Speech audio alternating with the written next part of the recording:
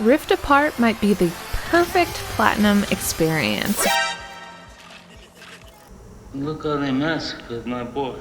0 out of 10, this game is stupid. So, without the best weapon in the franchise, is Rift Apart really worth your time, effort, and collected bolts? Well, it is a 2 out of 10 difficulty, requires 1 in some playthroughs, and barely any weapon upgrading at all. But it's still really fun to upgrade everything, and a little bit more of a challenge. The facts of the plat is that this one is on the easier side. No difficulty trophies, lots of accessibility settings, and hardly a missable trophy in sight. Although I will influence you to keep your eyes peeled for these 3, with return policy being the dumbest trophy and my biggest sticking point in an otherwise perfect Platinum. Don't trust a perfect person and don't trust a song that's flawless. Honest. Though Insomniac Games does not require you to upgrade all of your weapons to max like previous games, they do require you to upgrade one weapon to level 5, the Void Repulsor, the most counterintuitive Ratchet and Clank weapon on the market, where every gun is, well, a gun, or an opportunity of AoE management. The Void Reactor is a shield with a really short range. But,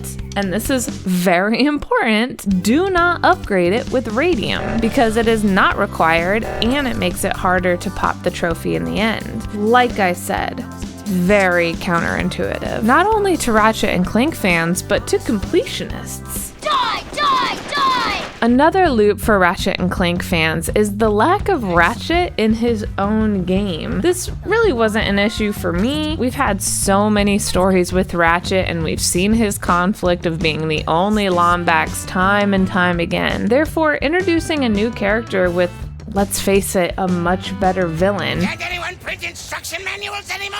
opens the world and player to different problems, different weaknesses, and a different personality, which is honestly a breath of fresh air. This game is absolutely beautiful to look at. Though I ran across a few glitches that were definitely operator error. I'm not gonna make it. I don't think I went the right way. We will need help from the monks. I definitely did not go the right way. You cannot deny that this game is made for the PS5. The textures of Ratchet's fur, the colors of the world, the particles on every weapon, and the loading screens.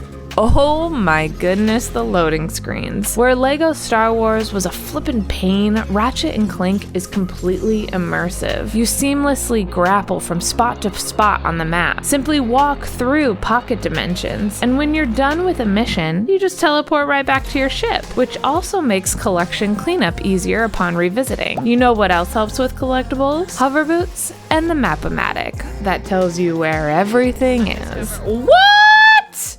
Oh, that would have saved me so much time when I was 100%ing! Except for the bears, for some reason. Therefore, it is highly recommended to play the story at your leisure. Don't worry about 100%ing until closer to the end of the game, which you will know, because the game will directly ask, are you done with the game? And you're like, yep. And then it'll be like, Are you sure? I'm positive. until that final showdown, use this sweet spot to zip around the galaxy with a map that tells you exactly where to go and collect to your heart's desire. Which for me was everything, even though it's not required. Because all the collectibles come with their own in-game reward. It might be an interesting backstory or experience benefits, or the most satisfying cosmetic options. That's the power of the Keyblade!